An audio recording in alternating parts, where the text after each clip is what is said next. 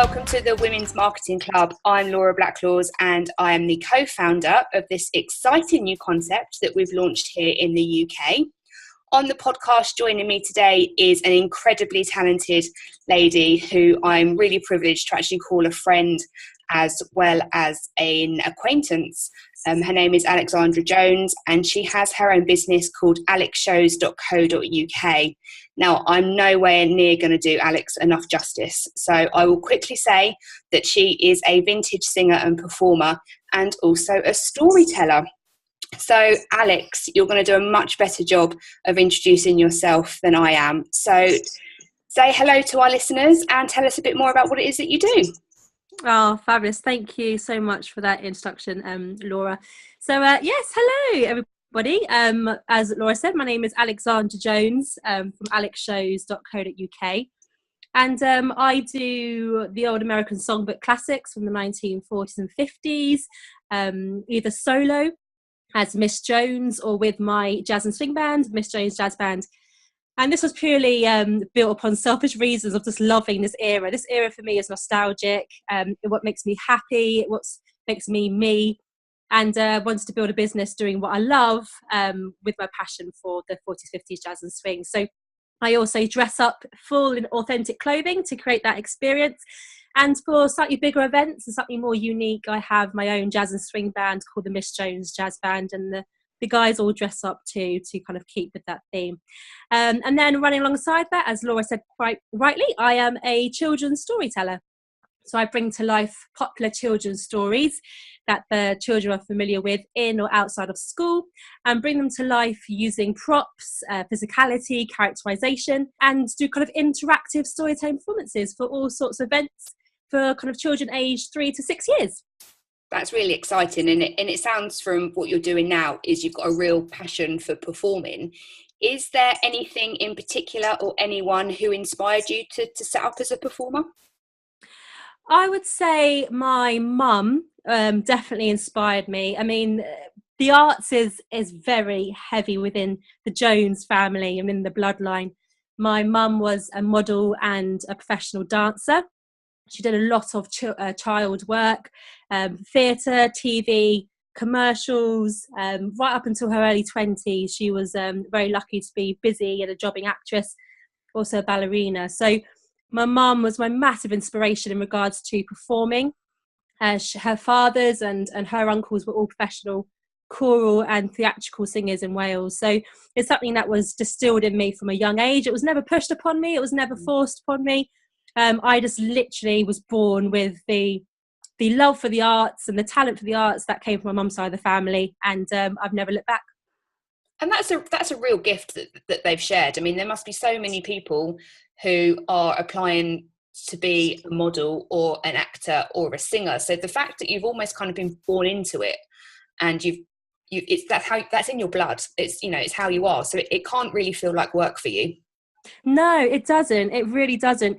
And it's funny because I was thinking the other day about my kind of journey, and there was never a time where I ever doubted what would happen if. Do you know what I mean? Like I never thought, oh, what happens if I don't make it as an actor? What am I going to do for work if I don't make it as a dancer? Or what am I going to do for income if I don't? It never crossed my mind. I don't know if that was just ignorance or whether it was just the fact that it was just part of me. You know, ever since I was little, I always knew I wanted to be a performer. I mean, I had quite severe dyslexia as a child, so I struggled academically. And the only thing that literally brought me to life was performing. And I used to remember, like the classroom, I used to hate it. I was so quiet, not very confident. I used to cry a lot because I struggled to understand why I couldn't read like everyone else was and why I couldn't express myself. But asked me to organise a talent show, asked me to choreograph the Christmas panto, and I literally was in my element. And I was distinctly two different people.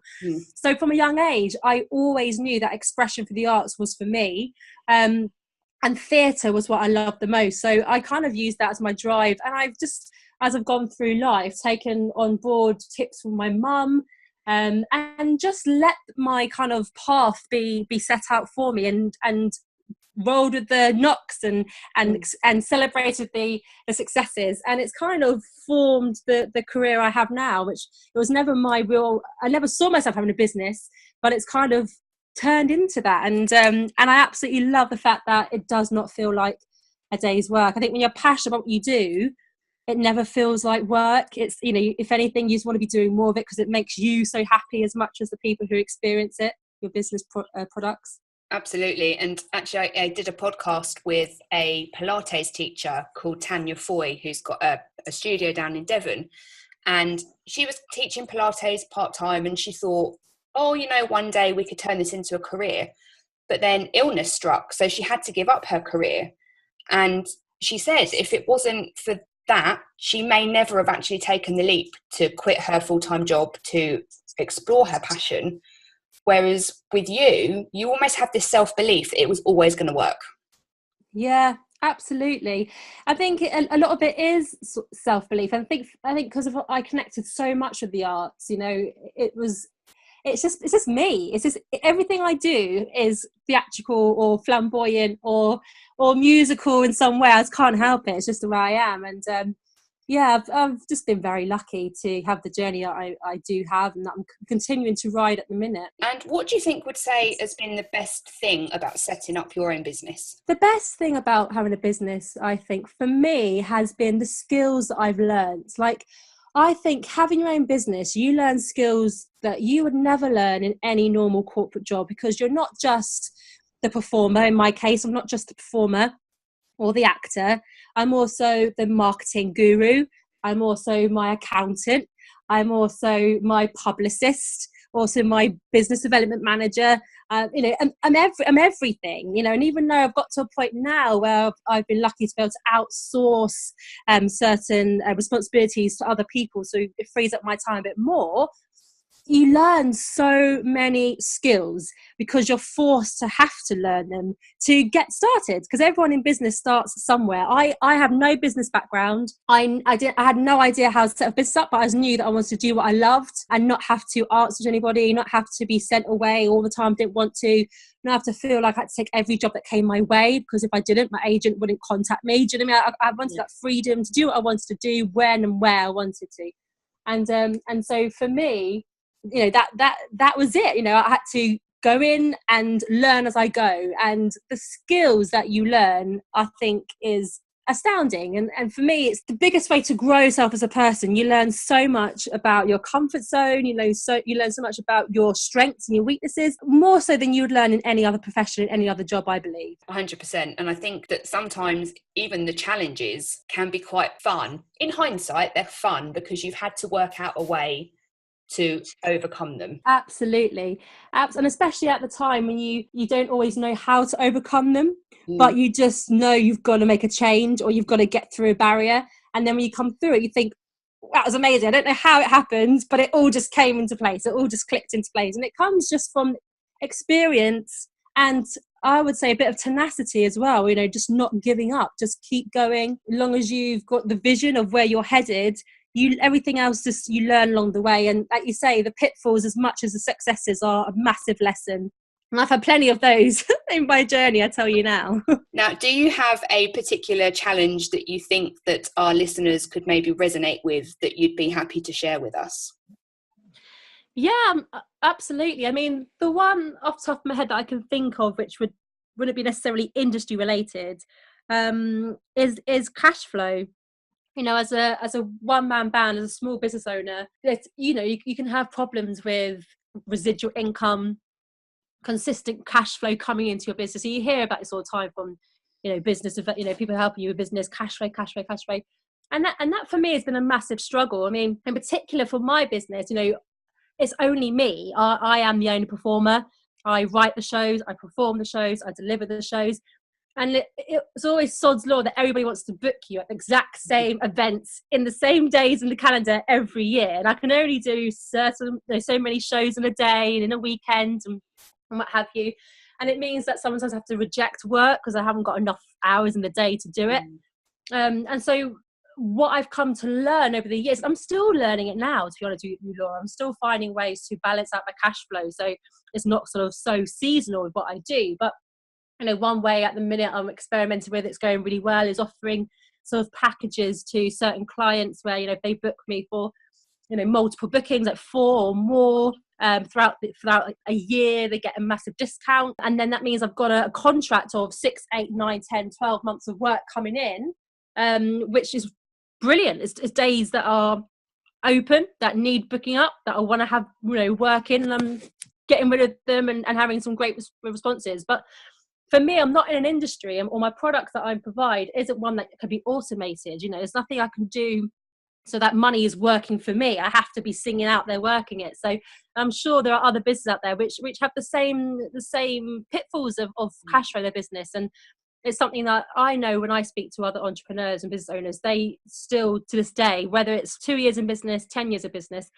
you still have those times where money's tight, money's not coming in, people aren't paying up. And for me, that's been a massive learning curve, which I'm still, working towards perfecting now. And that's actually something really great to hear, that despite the fact that it is still kind of feast or famine after the 6-7 years you've been in business, that you can still be successful.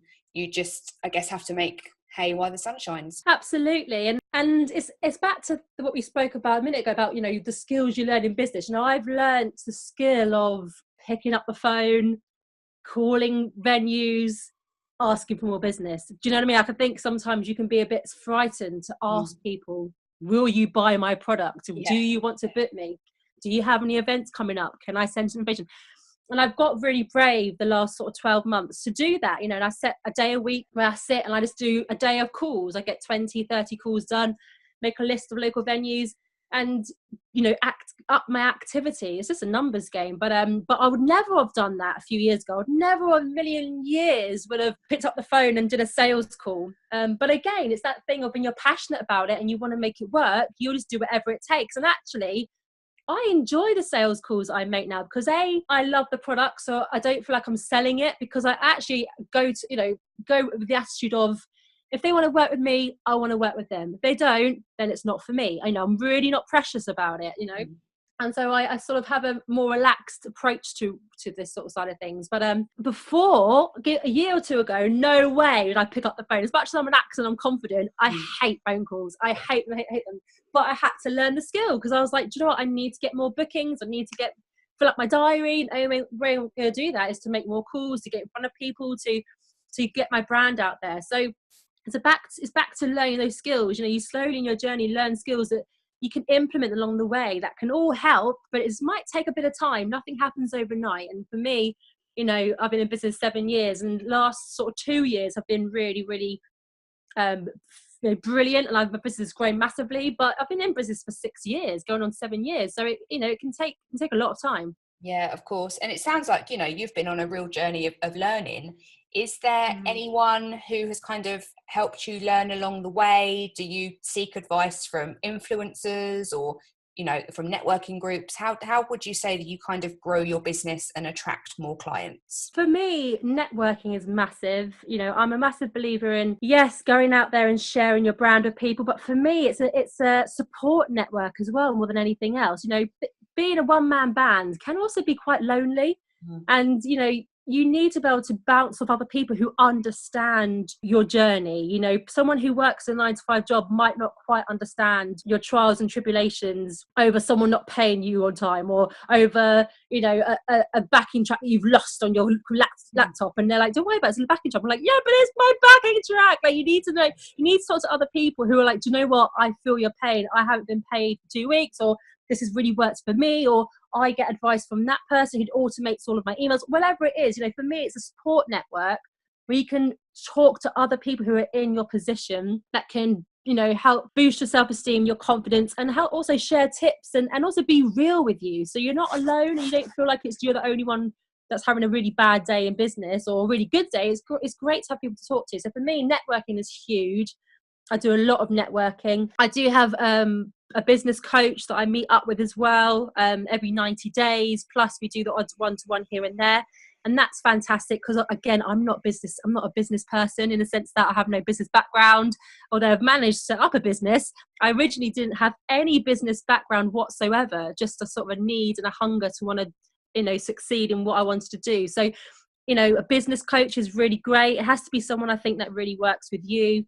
Sure. You know, I work with one lady who used to work in events work, so she is great to bounce ideas off. She knows when venues are starting to book up their diary for certain events. She's run events. She knows, you know, what's needed, what's not, what you should look for, what you should ask for, what you can demand, all that sort of thing. So she's been great for me because we've got a real similar background in terms of what she used to do and what I do now. And it's great to have a second pair of eyes on your business as well. When you're in it all day, every day, it's good to step back and someone else can go, oh, I can see that you can do more of this, or have you thought about that? And it's just great for that sort of thing. So for me, networking, having a business coach has massively helped. I like to read as well. Like, you know, I listen to audios. So there was one book I read a few years ago, and it really changed my whole mindset towards cash flow and money. And this one is the Secrets of the Millionaire Mind by T. Harvey Eker. And I read that. A friend of mine gave it to me because I was struggling with money. I was getting fed up, and I kept saying to myself, I haven't got any money. There's no money coming in. There's no gigs coming in. It's gone really quiet. And she said, look, read this book. You need to change, you know, your thoughts about money and the energy of money. She was saying, you're making it such a big thing that it's actually, you're probably creating the situation yourself. So that book I'd highly recommend to anybody who is having cash flow problems and maybe being a bit of a moany minnie or a bit negative about the cash flow in the business. Just change your mindset, the way you think about money. And I can hand on heart say, since reading that book, I haven't had one cash flow problem day. Or if I have, I haven't let it upset me or worry me or deter me in any way. So quite often it's the way we deal with our emotions as much as what we say to ourselves. So I do like to read as well, where I can be inspired, and that's a really good book that I would recommend people. If you've got any connotations around money or cash flow in your business, definitely give that a read. Fantastic. And I think that's one thing from a lot of the women who I've spoken to on the podcast since we've launched the Women's Marketing Club is it's okay not to know it all. It's okay to ask for help. And actually reading books that may not even have any relevance to your industry, you're still learning and you're still growing, because everything that you read and learn, you can somehow adapt so it's relatable to your business. Absolutely. And you know, I think in a way it would be quite ignorant, you know, and for you to think you do know everything. You know, like, no one knows everything in life. Even the most influential people in the world still don't know stuff, you know, like to think that you could do everything is just ridiculous. You know, we're here to, you know, you're on a journey. A lot of people, you know, they start up a business for the first time and then they go on to build other businesses, but there's no one that I know who's built 100 businesses and, you know, can do it standing on their head. You know, it all comes with ups and downs and with lessons to be learned and skills to be learned and implementing them along the way. And so absolutely, there's still stuff now I don't know. I mean, I'm learning all the time from people around me, but that's the great thing I love is, you know, you get to really push yourself and your skill set and you find yourself doing things you would never usually do, but you kind of think, wow, I've created this and I've done this completely not what I'd normally do, but it's working and I feel great, and you feel a real sense of achievement as well, which obviously is infectious. You know, it's really liberating. Running your own business is probably one of the most liberating things you can do. And some of our listeners today may still be working that full-time job and they're looking for a way out and they're just worried to take the leap. So, you know, I think everything that you're saying today has been incredibly encouraging and inspiring. If there was one piece of advice you could share, or if there's a piece of advice that you'd like to pass on, what do you think that would be? Mine would be just do it. I know it sounds so easy to say, but I think if you are in a situation now, I mean, there's nothing against a 9-to-5 job. I'm not knocking that at all. I can only speak from someone who's always been self-employed. So, you know, if you're happy doing what you're doing, then that's amazing. That's all we want to achieve in life, is to be happy in what we do and what we're doing. So, but if you have a hunger, or a need inside of you to want to pursue an idea or a business venture, and just need that push, I would say just do it, because now more than ever is the time to build a business or work on a business venture. You know, with what you have at your fingertips, especially with the power of social media, and you can get your brand in front of millions of people just from using your phone. There's Facebook, there's Twitter, there's Instagram, there's LinkedIn. I mean, stuff that, you know, probably 10, 15, 20 years ago wasn't even available, and it was a matter of just handing out flyers, putting them through people's letterboxes and hoping someone calls you. But this day and age, there's massive platforms to expose your business and you know, generate warm leads who then turn into regular, you know, gig viewers for me. They'll come to my gigs, they'll book me, they'll send me inquiries. You know, massive, you know, social media is huge, and that's such a big part of building a business. And I think you just have to just jump in. I mean, it doesn't have to be expensive. You know, when I first started up in business, I started small, probably invested like £1,000 in my first year in just getting the basics done. And as I've grown, obviously I've, you know, expanded on everything, and I've invested more and more. But it doesn't have to be expensive either. You know, there's Michelin star restaurants in London where designed and created by amazing chef who started out having a stall in a market or a pop-up shop at a festival. Absolutely. You know, they all start somewhere. So it's just, you have to start. So if you have something inside of you which is just a little bit curious as to wanting to explore having your own business, then I just say do it, because there's nothing worse than looking back and thinking, if only, I wish I. Just do it. That's fantastic. And you've mentioned social media there, Alex. And if any of our listeners wanted to get in touch with you, whether it's to ask you more questions about your story or even to book you for a gig, what's the best way to get in touch with you? So you can go onto my website, which is www.alexshows.co.uk. I'm on Facebook, Instagram, and Twitter at Alex Shows UK. And of course, you know, I've got the usual email, which is bookings@alexshows.co.uk. So, you know, feel free to contact me on any of those mediums.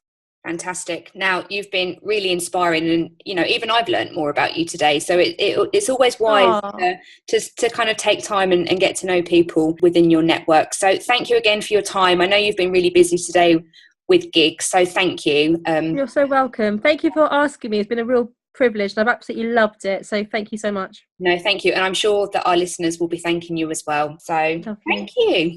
Thank you so much. Thanks everybody for listening. Take care.